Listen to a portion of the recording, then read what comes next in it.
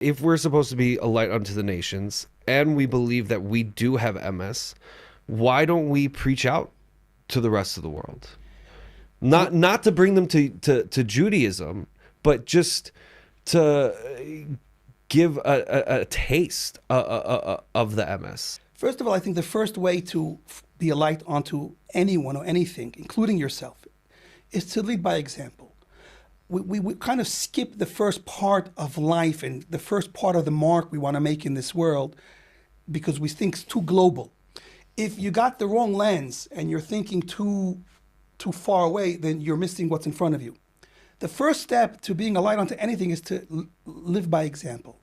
Fix yourself, live by standards that you believe are correct as much as you're able to, and then look what to do further. It's not to fix the world, and then I'll eventually get to fixing me. No, it's fix yourself and your immediate surroundings. What kind of effect are you having in your immediate surroundings? You want to send a message to the world?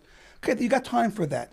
What are you telling yourself, first of all, when you start your day? What are you telling your students if you have students? How are you interacting with your co-workers? That's how Joseph became the most successful man that ever lived, by affecting his immediate surroundings with this energy, this goodness, this blessing, this success, in bringing out the goodness in him and in everyone around him, and unifying everyone to. He just was a walking success, a miracle of success, because he became a conduit for it.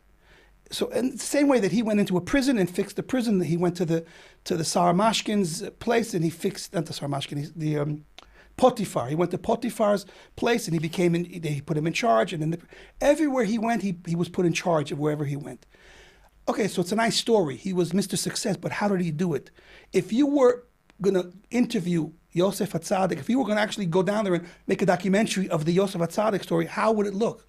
So it would look like a person that you'd have to film second by second. I mean, there'd be scenes. If we were making the Hollywood blockbuster, we'd have to film scenes. We'd have to capture the essence of what Yosef was, and what the essence of what he was positivity, respect that he's a visitor in God's world, and respect that he has to respect the other visitors.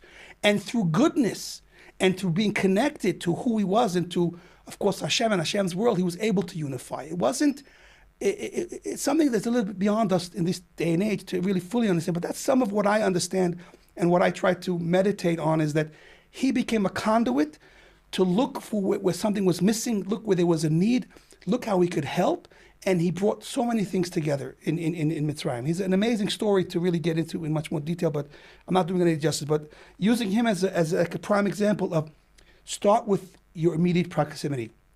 And he did that. And every place he went to, from himself looking outward, he fixed. I feel like sometimes everybody has like some sort of mashiach complex. Like they want to fix the world, but it has to be my way. You know, like we're going to fix everything's going to be green, because if everything's recyclable, every reusable energy, all of it will save the world. I feel like everybody wants to save the world, but they want to do it their way. That's not so bad. Again, but you got to be practical, and fixing the world begins with what's in your reach to fix. God put you in a place, and if you want to ignore the place you're in and think that that's how you're going to fix the world, that's how you do the opposite, because you skip the person that really needs you. There's a person in front of you that needs help. You want to look past him because you want to fix everybody. Well, start with the one person you could fix. That's why the Rambam says, help one person, save one person, you've saved the entire world.